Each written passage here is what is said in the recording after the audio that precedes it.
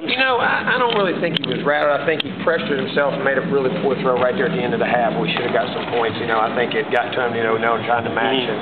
But then I thought the second half he came out and he got his composure back, and early in the part of the game, there wasn't anything. It was weird. We got the drives, and we get the penalty, and we miss, drop a ball, and it was just kind of couldn't get in sync. And they did a great job, and I was a little disappointed the way we come out in the beginning to compete in the game. I really was. I mean, I think we were kind of waiting for something to happen instead of trying to make things happen.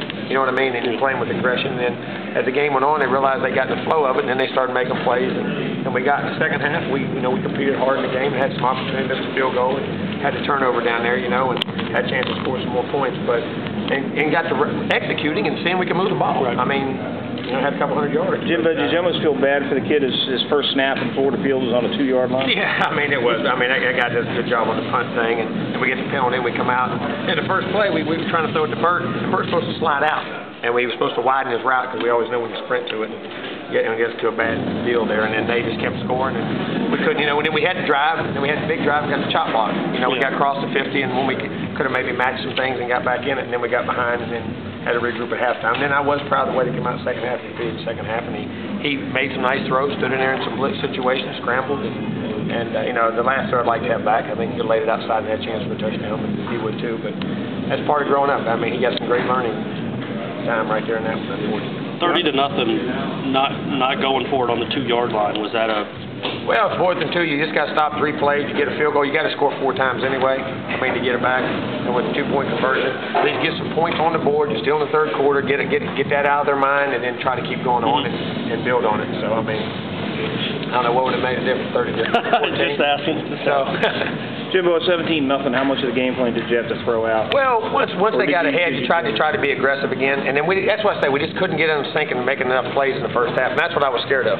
That if they got hot enough on offense, that trying to force EJ in a tough situation, to try to match some things, and that was why I was disappointed. Because once we got the running game going there early a couple times, we had a couple drives in the beginning of it, and then got that chop block, because we had some nice runs going there, but then he got on his back, and then we had to go from there. You put him under center some more in the second half. We did. Well, sometimes it looked like he was maybe a little bit more comfortable. Well, he is. He can do both, and sometimes that lets you, when the shotgun snaps off a lot, lets you keep your eyes on the safeties and lets you get the ball in your hand a lot better. And he's athletic and does a good job out of the center too, and get the ball out. And sometimes make your reads a little quicker.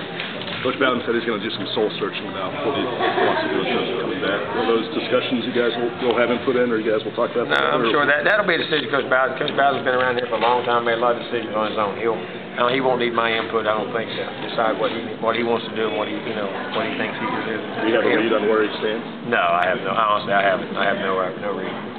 Bobby said you guys talked a little bit about the defensive coordinator search. Going to talk a lot more, obviously, next week. I mean, how's that process going? Well, we got to get busy on it here really quick and try to get zero it down and identify some people we really want to talk to and get in here and get that done. So we'll hit that very hard. Do you want that done? Any names yet? No, not yet. We haven't.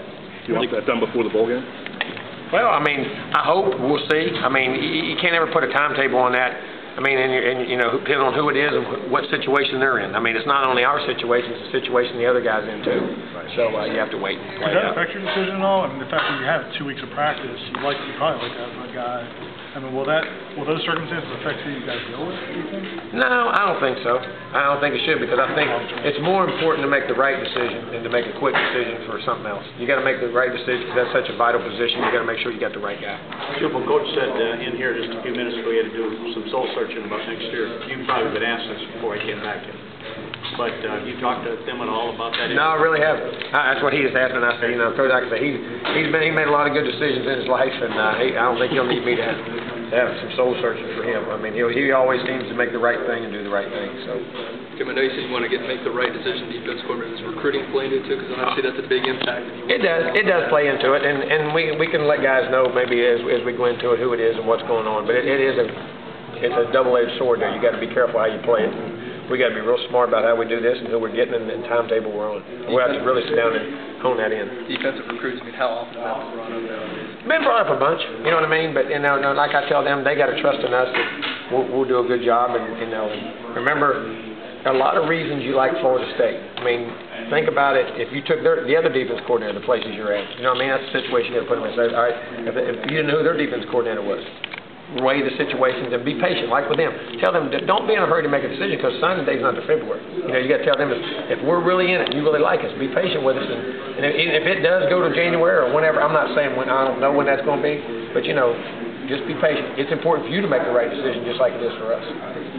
The gap between you and Florida seems to kind of still, you think it's still pretty much where it's You know, up front, I think that they're physical up front.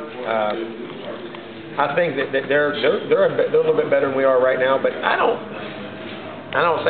mean to take it. I think we could have played a little better than we did tonight show. I don't think it's as drastic as you may think. Things are never as bad as seem, but I think it is a little bit of a gap. But I don't think it's anything that can't be made up very quickly. And I think that's the one thing this state has shown. Whenever one of us is on top, the other two can quickly, if they put their ducks in a row, there's too many good players in this state, and there's too many good things. If we just organize and do things right, we can close that gap very quickly. I mean, that's the one thing that's ever been shown in the state of Florida. That's why I don't think any three of the major programs have always just run away from the other one. The other ones, they may get a lead, but then the other two draft right back up and get there because there's too many good football players in the state. We can just get organized very quickly and get it closed. Not having Hudson, did the line, it seemed like well, I mean, that's the other thing. You don't have Ponda, you don't have Hudson, you don't have Prowski now, and that's not an excuse, but it does make a difference. I mean, your leaders and your call guys and the guys that you count on in certain situations, but you know that's the head